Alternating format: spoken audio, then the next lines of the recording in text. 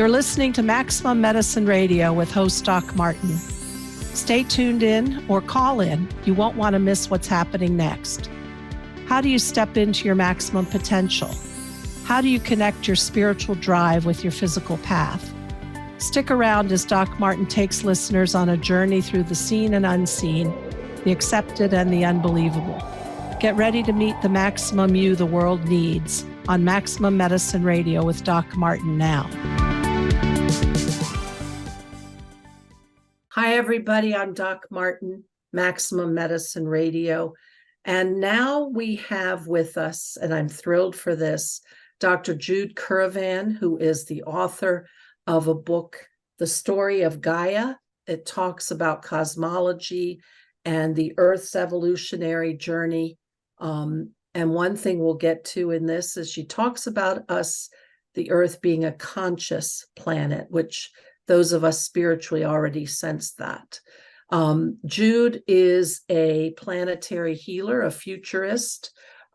She has founded an organization called the Whole World View, and she'll tell us about that.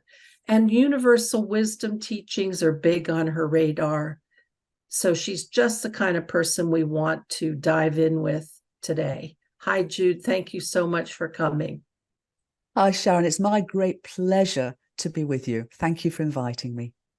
So when I read your book, The Story of Gaia, and the subtitle is The Big Breath and the Evolutionary Journey of Our Conscious Planet, and you take it through literally from creation to present. But along the way, I keep getting this deep, deep feeling of not only of your love for the Earth and her place in the galaxy and in the universe, but on a spiritual level, because, and I'd like you to tell us more about this, because we humans are inseparable from the journey of the Earth, aren't we? Yes, and we're in fact inseparable from the journey of our entire universe.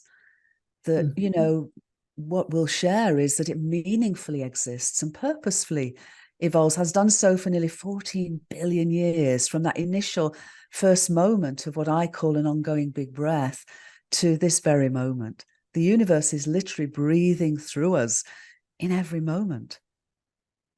I interviewed Ervin Laszlo and Maria Saggi this summer. And the thing that keeps coming over and over in more updated spiritual teachings, we've sort of stepped out of this idea of ascension process, is the universal field and this intelligence that permeates everything, and that each moment we are literally created anew based on this intelligence. And I feel that all through your book. So how does a scientist, an archaeologist, and a cosmologist and a physicist, how does she bring forth such a love of these interconnections with a deep spiritual foundation? Tell me something about yourself. Thank you, Sharon. Well, I think before we came on air, I was saying that, you know, I feel I've been a cosmologist since I was 4 years old, because for me, the definition of a cosmologist is someone who's curious about the nature of reality itself. And I grew up in the north of England. I'm the granddaughter of coal miners. So it was not an academic environment, and it was a very grounded environment.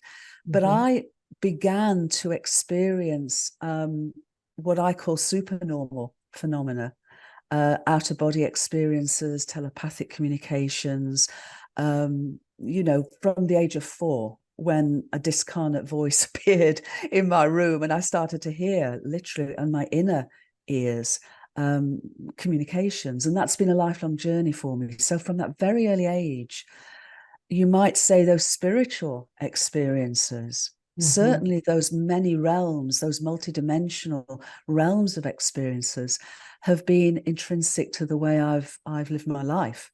And so for me, the universe and the world and the cosmos was very, very much grander than not only was I being taught in school, but university too, but our general, societal teachings.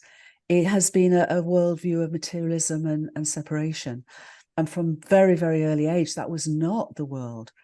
That was not the understanding of reality that I was directly experiencing. So my whole life has been this journey of ongoing inner and outer discovery, both scientific and spiritual, and as you mentioned, universal wisdom teachings, indigenous traditions have been at the very heart of that journey, because from very early on, I recognized and appreciated that what I was being taught at school was a very much more limited perspective than what I was And it reading really about. is limited, isn't it? Yeah, I was very much. interviewed in the last couple of days because I have a book out about shamanic practices for healing and for a person to take on a health challenge. And I was asked, when you studied shamanism, what are the biggest lessons you learned? And I said, for me, probably the two lessons, the big ones are, I know now without any doubt that I am not alone. And I also know I have incredible resources in the intelligence of the forces of the universe, of the earth, of the plants, and that's huge. And my show is my Maximum Medicine show is all about waking up to how we need to bring in the indigenous way of being, which is that interdependence, that interconnectedness, where the healers of the tribe talked to spirit, talked to the unseen world to get the answers, because we are so limited by that materialistic view. It's detrimental right now when we need everything we can pull forward for our evolution if we want to shift the craziness that's going on. Wholeheartedly agree. I talk of as having a dis-ease of separation for that very reason. And it's not a blame or shame, but that sense of individuation has taken us down such an sort of a extreme journey to this point that we've forgotten that we're inseparable. So to wake up to remember that and to appreciate that the unity of the world expresses itself in radical diversity. I think the other thing, though, that really I felt very deeply when the story of Gaia wrote me, because I feel the book wrote me rather than me writing the book, was this evolutionary journey. You talked about speaking with Irvin and Maria, who I love dearly, about being created in every moment. Yes, and we have a universe that was born 13.8 billion years ago in its incredibly fine-tuned, exquisitely fine-tuned way, and as simple as it could be, but no simpler. But it was born not just to exist, but to evolve. So every moment since then, as space has expanded and time's flowed forward, that ongoing big breath has meant that the journey of our universe has gone from the original sort of hydrogen to stars and galaxies and planets, plants, people. And so for me, it's not just a meaningfully existing universe. It's a purposefully evolving universe to ever greater levels of complexity and self-awareness. And now an invitation, it seems to me, for us to be consciously part of that evolutionary impulse and consciously evolve. And what I love about that, and I'll extrapolate a little bit, I interviewed Joseph Selby, who wrote The Physics of God, and he's a deep meditator. He lives in Ananda, a spiritual community based on the teachings of Yogananda. And from their deep mystical research, we are literally our bodies are being created as we speak. And therefore, what Maria refers to as, reconnecting to the original templates for healing, that intelligence is evolving, and we have the possibilities of attuning ourselves to that and evolving even within our one organism human for healing. And I love that. I love how that's coming out with you, wonderful teachers, opening my awareness to these things. Yes, because that, the appearance of our universe, its energy, matter, its space, time, is its appearance, but it's not its foundational nature. Mm-hmm. Instead, its foundational nature is intelligent, causational information, which both Irvin and I spell in hyphen formation, as did David Bohm, because it's meaningful information that literally is expressed as what we call energy, matter, and space-time of our universe. And now the sort of the direction of leading edge science across all scales of existence and numerous fields of research are coming to this same perspective, which of course is a very ancient understanding as well. Yeah. So explain to me, if you would, because Irvin, Maria, yourself talk about information. Mm-hmm. Explain what that, when you say it differently, what does that exactly mean? Well, we're having this conversation because of digital communications technologies that are based on digital information, the ones and zeros. We can take any image, any voice, any name, and we can re-express it in long strings of ones and zeros. They get squirted down, telephone lines and through satellites and all the rest of it, and then recombined as images and sounds and all the rest of it. So our digital technologies take the nature of our universe, convert it into digital information, meaningful digital information. So a Sharon, a Jude, a computer, whatever it may be. Mm-hmm. Our universe does that. Our universe does that because on the boundary of what we call space and time, we're realizing now is holographic. However wild that sounds, this is what the evidence is leading to. And so cosmic intelligence itself, expressed in the simplest of universal languages of ones and zeros of digital information, is then patterned in causal, meaningful, informational ways, projected as the appearance of our universe, its energy, matter, space, time. Mm-hmm. And so when Irvin and I speak of that, we put a hyphen because we want to differentiate between meaningless information and meaningful information, which we're now realizing is the foundational stuff of the nature of reality. So when we do that, what we're saying too is that mind and consciousness isn't something we have. It's literally what we and the whole world are, because it's cosmic mind that is expressing itself in this way as meaningful, purposeful, living, loving information that is the nature of the reality of our universe. We're going to take a short break, but I just want to comment that is both exhilarating and mind-blowing. I love you said both, because it is both, because it's huge and yet it's intimate, because this is who we are. Yeah. And if our universe is meaningful and purposeful, so are we. I love that. Let's take a short break.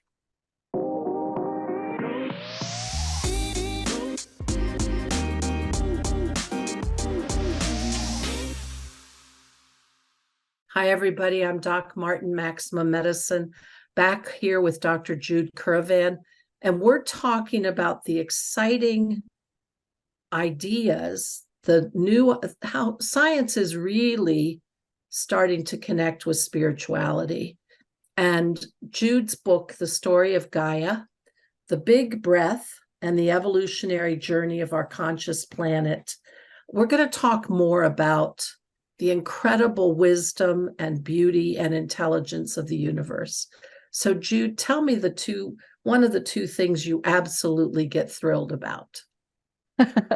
Well, the first thing I get really thrilled about is the understanding and the evidence base now, because this is something out there, or something, we're finding evidence to really ground us in this transformational, revolutionary perspective, which is revolutionary to us because of the old paradigm of materialism and separation. But it's not revolutionary to indigenous teachings or universal wisdom teachings, except in one regard with them too, in that the evidence is showing us that our universe doesn't just meaningfully exist, which again, those traditions and universal wisdom teachings have told us, that we're part of this incredible interconnected web of life and meaning, but that our universe embodies from its very first moment an evolutionary impulse to purposefully evolve from its innate initial simplicity. Einstein used to say, the universe is as simple as it can be, but no simpler. And I've added, to fulfill its evolutionary purpose.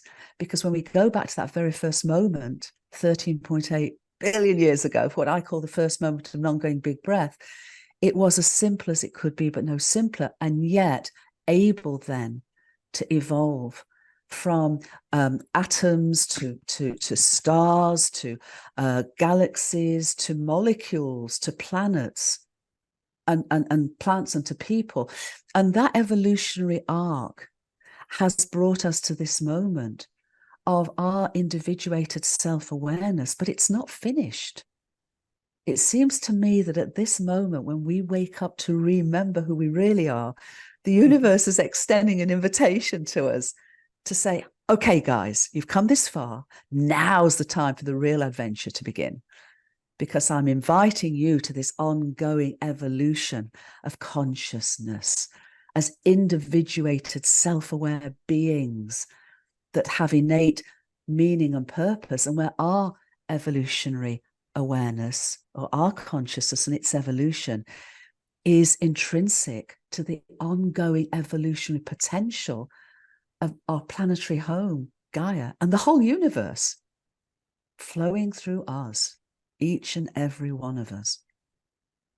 And what I love about that, when I learn from you and Professor Laszlo and others, is that same evolutionary impulse and that ongoing journey, we hold that also in ourselves.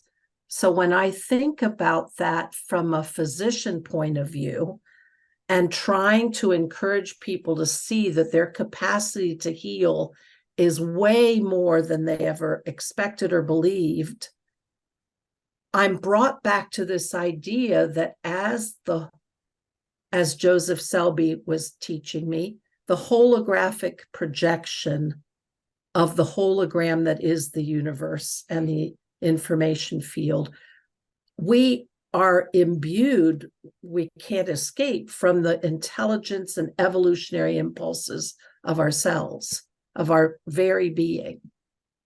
Absolutely. And to sort of take two aspects of that, Sharon. I mean, first of all, when we talk about our universe meaningfully existing and purposely evolving, yes, as a holographically manifested reality, it is also a part and parcel of that is that it's what's called non-locally unified. So within space-time, the speed of light is the cosmic speed cop for any signaling. Yeah. And that's why we can have an arrow of time that goes back 13.8 billion years and unfolds from there. So space has expanded and time's flowed. Literally, the holographic boundary of our universe has been able to project ever more informational content on an ongoing basis to explore and experience that evolutionary arc. And both and at the same time, our entire universe is non-locally unified. And so it knows itself in its wholeness, just as our body knows itself in its wholeness, even though it's comprised of 37 trillion cells and fungi and bacteria and all the rest. And so our universe does. So we innately have the abilities to engage with that non-local intelligence at a universal level, which is why attributes and phenomena that we call supernormal. They're not supernatural, they're not paranormal, they're supernormal, such as telepathy and intuition, are natural attributes. We've just limited ourselves so that the adventure is just beginning. And I also see that I talked several times on my show with Stefan Schwartz, who is a futurist and writer and remote viewer. Indeed. And he has never told me this, but I suspect had his share of what we used to call psychic phenomena and his share of photographic memory. I'm just imagining that those are true, but that we talked about remote healing and this unified field, even existing non-locally. It doesn't just even exist non-locally. Its foundational nature is non-local. And, you know, the reason that we can say this now, this was a requirement. Universal non-locality was a requirement for quantum physics to work at all.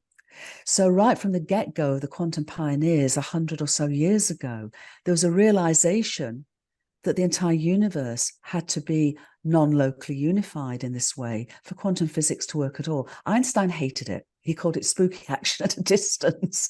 But I'm sure he'd be whooping up and down now because as we've gone forward in the last 30 or so years, more and more experiments have shown that non-locality doesn't just exist at the quantum scale, but extended further and further to bigger and bigger scale. So in 2018, a group of researchers were able to non-locally, what's called entangle, photons of light in a laboratory, starlight from 600 light years away, and light from an incredibly active and ancient galactic center, 12.2 billion light years away. That is the universal scale.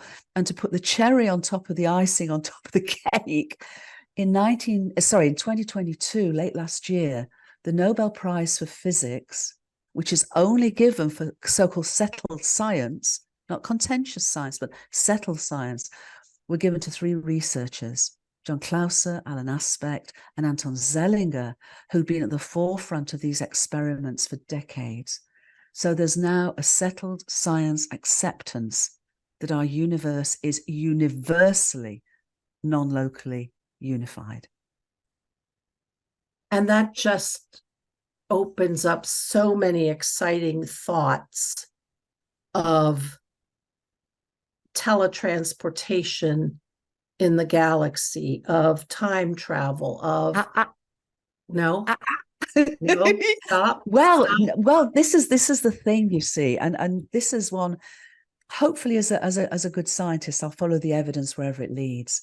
But the modeling that's coming forward, the cosmic hologram understanding, is that within space-time, the arrow of time, causality, is a one-way street. It cannot be violated. What you can do, and happens all the time, is that you can come in from that non-local awareness in the form of, say, synchronicities. Synchronicities don't violate causality within space-time. None of the supernormal phenomena, as far as I'm aware, and if evidence is presented otherwise, I'll be the first to say, okay, actually violates that causation. And it doesn't need to, because it's a both and.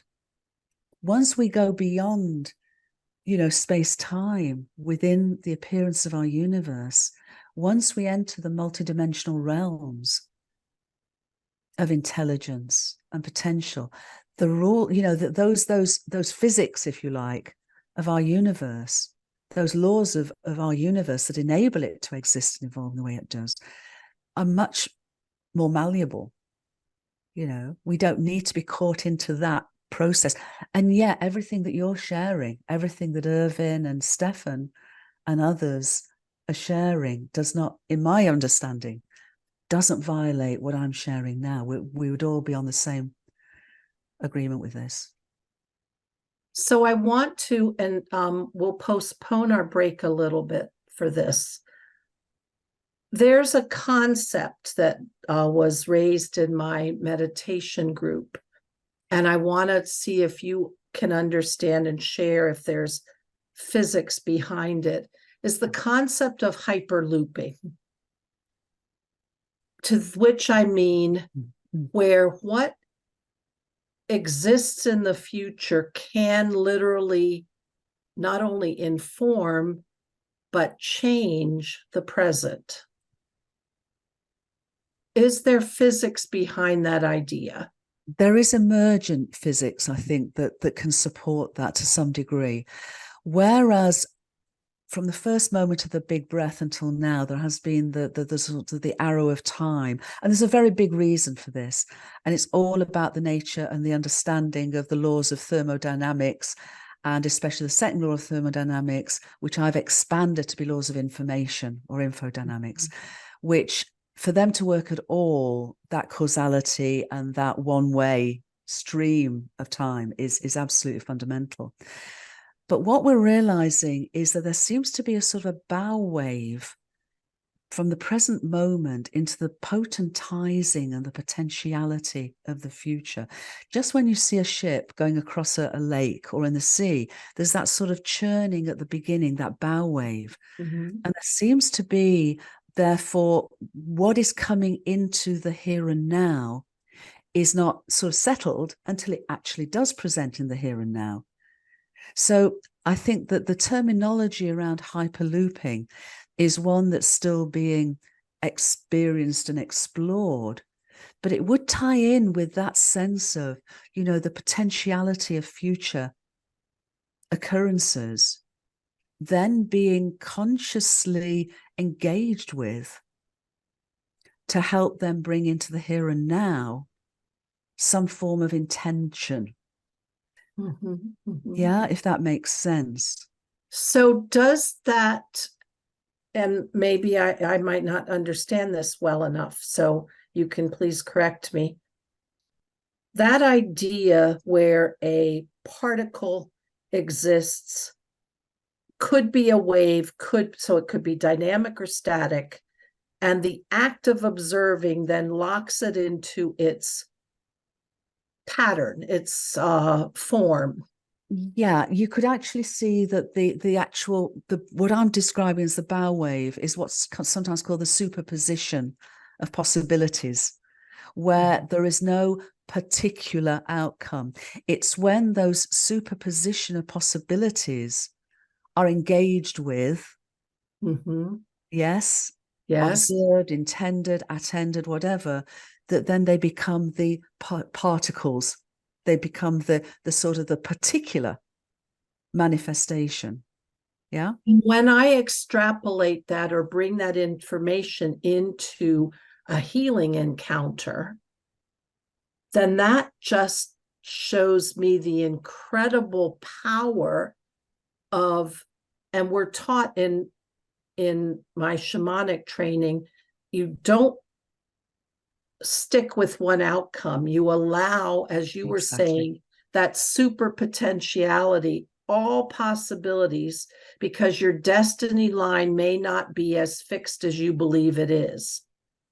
I think and that's that really when important. the healer observes all those possibilities, and then you add to it the idea of helping the client actually believe that some other ending is possible, you've just got a huge pluripotent cauldron to pull the future out of. Indeed. And I think, for me, over many, many decades of working in a healing capacity, whether with people or on a planetary scale, I was guided into a modality of just opening my awareness and attuning my awareness to what we might describe as the highest frequency of unconditional love. Mm-hmm. And that was almost like the radio signal to bring in the greatest benefit for anyone, all concerned. The highest outcome. The highest outcome for David the good. Hawkins' scale of vibratory Exactly. frequency. Exactly. Mm-hmm. So instead of trying to intend specifically and bring my own, if you like, informational template of what would be right or wrong or indifferent, it was a realization that I could be almost like an antenna, that if I tuned myself, as David talks of, if I could tune myself in what I call the universal heart to that highest frequency of unconditional love in service to the good of the whole, then that potentizing flowed in response and in coherence with and in resonance with that, that intention, but an incredibly open intention, not a specified impositional intention. And if you want to talk in layman's terms, you get yourself out of the way, you get your filters out of the way, and you just let the big cheeses come in. I love that. I talk about showing up and getting out of the way, and it's exactly what you're saying. Yeah. Let's take a short break, but I want everybody to really reflect on what Jude has just talked about, because if we can bring this kind of awareness, of consciousness, of the information field, of attuning, and then riding on that bow wave on the bow of the ship as you're breaking the water, everything's churned, that pluripotent space. Anything can happen, including shifting your client's destiny. Bring that into your awareness. Wow. Anyway, let's take a break. That blows my mind. I love it. We'll be right back.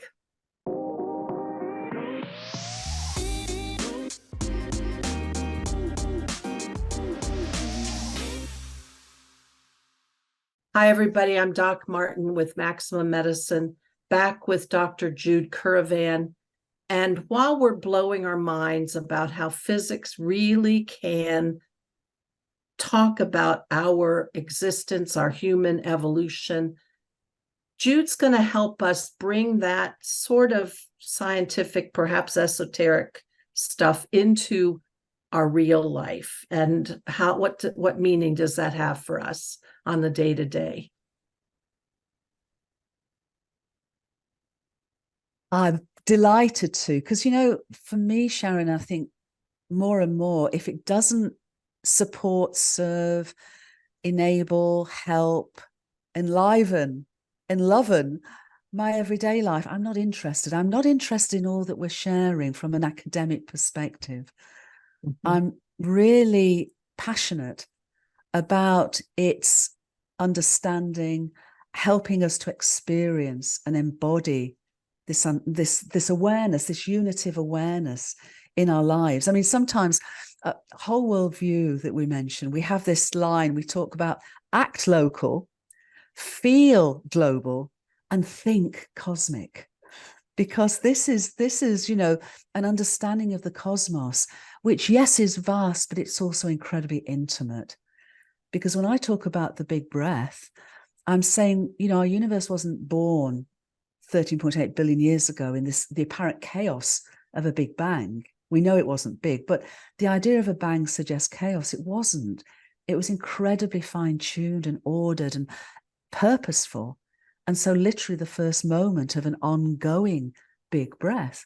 So the word for breath in the ancient Indian tradition, prana, is the word for spirit as well. And so what this convergence of science and wisdom teachings and spirituality is really saying is that our universe is breathing through us in every moment. This is incredibly intimate.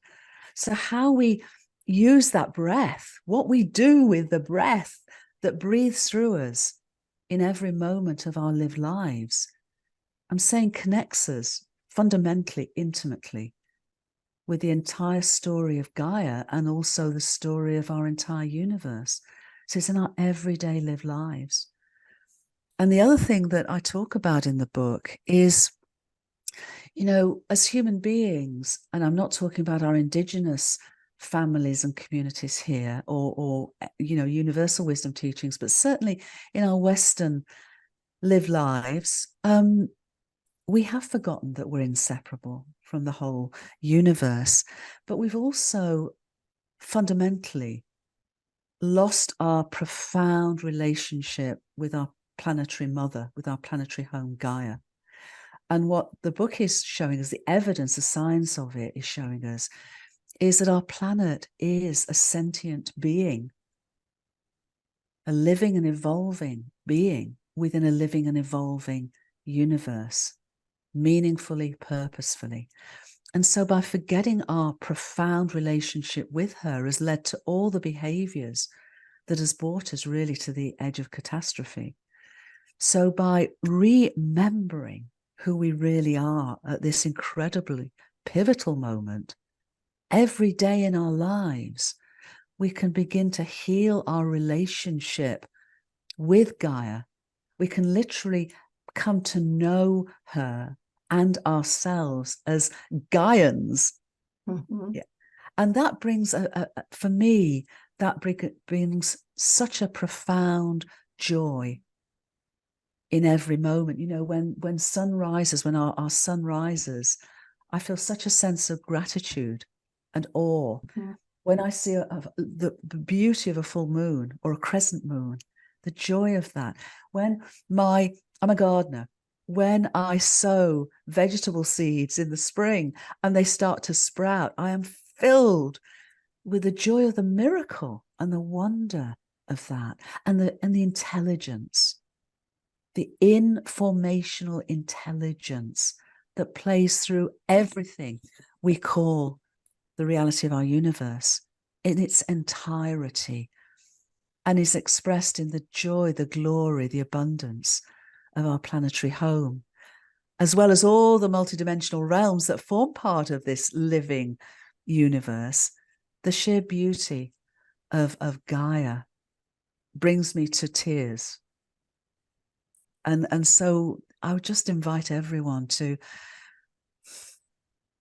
realize what a transformation this brings if we're open to this invitation to enter a deeper, everyday lived relationship with ourselves, with each other, with Gaia, with the whole world. And that willingness to put aside our intolerances, our divisiveness, and literally, and you know, what politicians talk about doesn't always happen, reach our hands across the aisle. And I have goosebumps thinking about it. That being willing to put aside what makes us different and join as a planetary citizen. Yeah. And come together because humanity is evolving and we can help have it in harmony with the universal information and in harmony with each other, and most of all in harmony with the earth. Absolutely. Mm-hmm. I mean, our conscious evolution, she's been a planetary mother. Gaia has been a planetary mother for over 4 billion years of that 13.8 billion years. And what you realize is even before Gaia was born, even before our planetary system came into being, in interstellar clouds of gas and dust, not just within our galaxy, but likely virtually every galaxy in our universe, generations of stars had lived and died and seeded the interstellar space with nutrients, with elements, with ice, and bathed by ultraviolet light. We now know that even before our planetary system was born, the universe had brought those clouds and that potential to the edge of biological evolution, biological birth. We find these incredibly complex organic molecules that are the basic building blocks of us. Mm-hmm. Out there in space more than 4-5 billion years ago. And so when our planetary home Gaia and our whole planetary system came into being, it did so with enormous amounts of potential water, which of course is key to biological organisms, and all those building blocks So the more we find out, the more we realize that our universe was just, wait, these are the birthing gifts for Gaia, to enable Gaia then to become a planetary mother of even greater levels of complexity. I mean, it's the most extraordinary story. And when you look at the way in which the unity of our universe is expressed in radical diversity, talk about differences, but it's not separation. They are differentiations, they are differences. And just as every leaf on every tree is different, every snowflake is different, every person is different, and yet we're all the same.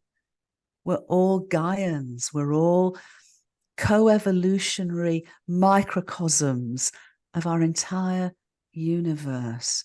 When we realize that, perhaps we can see each other with the eyes of the heart and the empathy and the compassion that recognizes, that differences have come in so many ways, but in huge part because of the illusion of separation that has caused us to behave in ways that enact that perceived separation. And when we wake up to remember we're inseparable and yet unique, we can celebrate our uniqueness and find ways of opening our hearts and our minds and our hands to reach out to and with each other, to link up and lift up, to level up and to light up, because this is, it seems to me, the invitation of our universe at this amazing, pivotal, transformational moment of choice.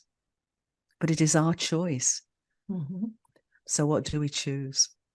And it brings me to think about what we talk about in my spiritual community often, not necessarily in this universal or planetary way, but just the concept of alchemy and how those magical places where 1 + 1 can turn into 3 comes from different ingredients being mixed together. Exactly. And things you might not even expect would go together.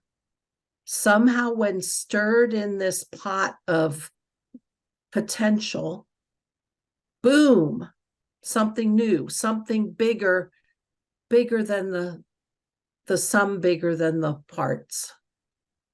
Absolutely.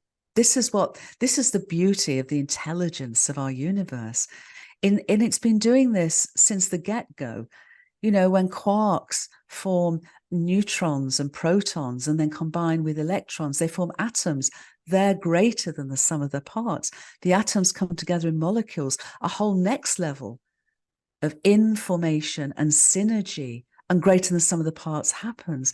When we come to Gaia and we come to biological organisms, we come to cells and then multicellular. And again, each time there's an increasing level of complexity that is greater than the sum of its parts.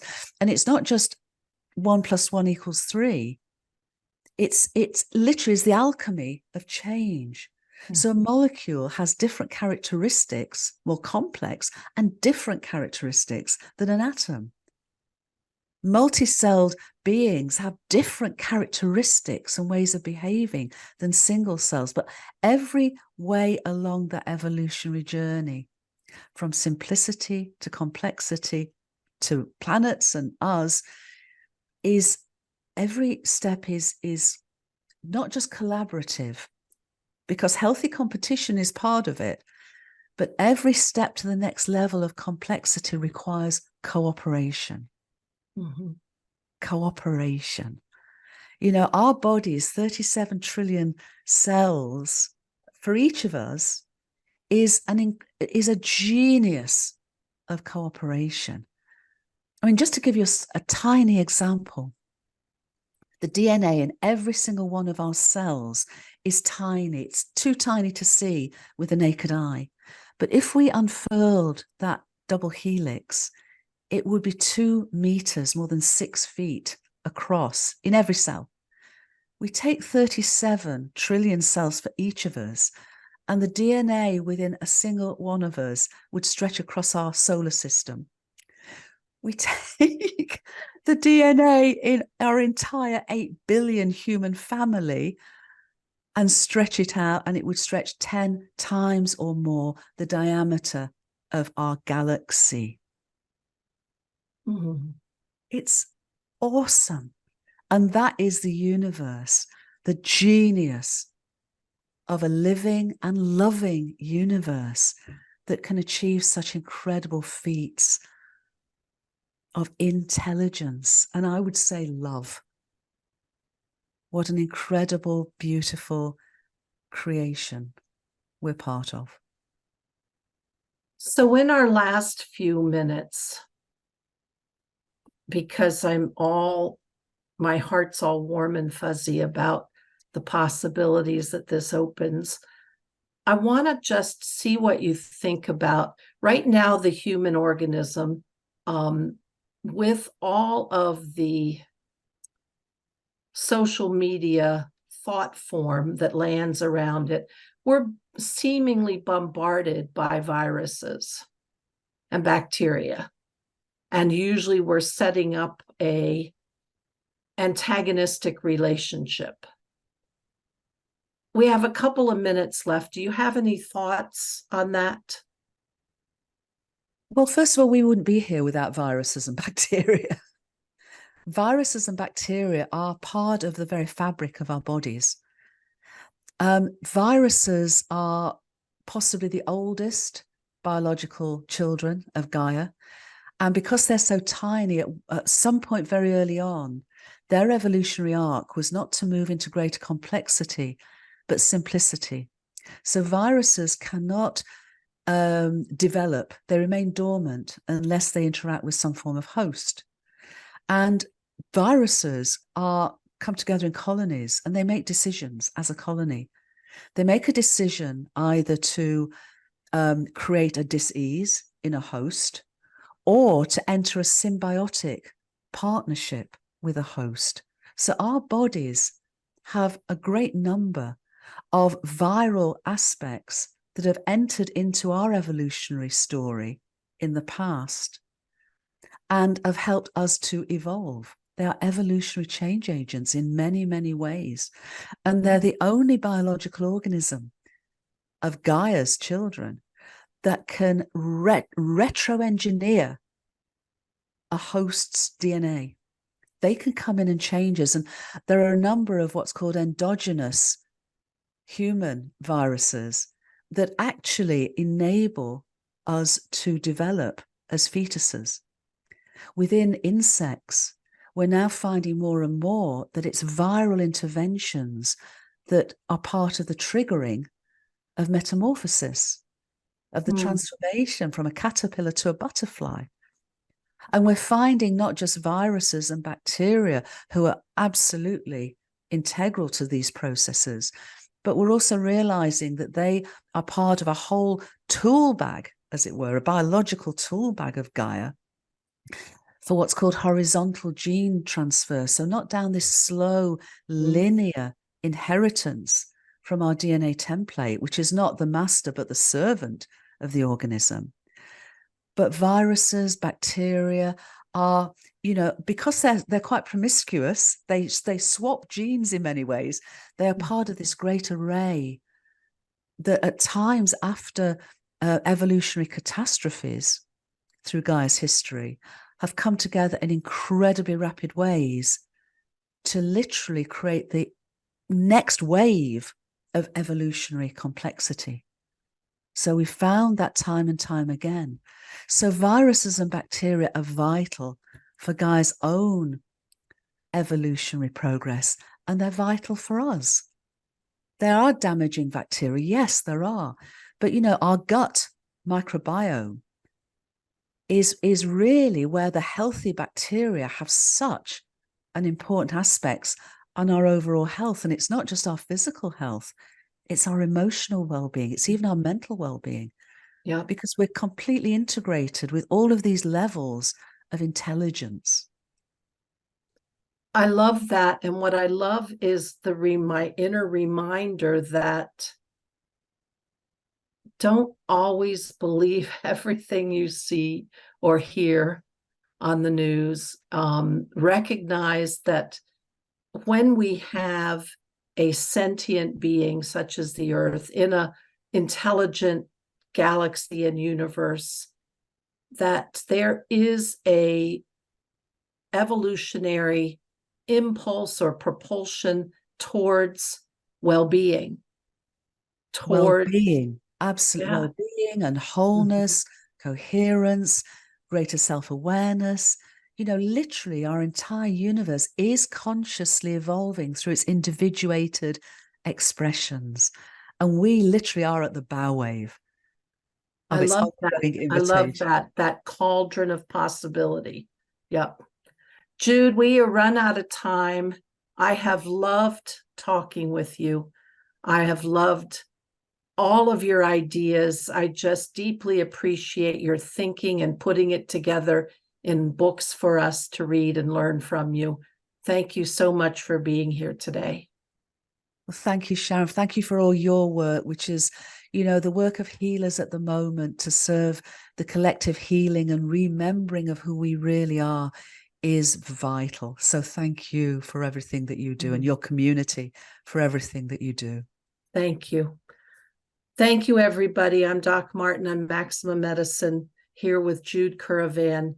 Hope you enjoyed it, and we'll be back for another episode, probably a few weeks. Thank you.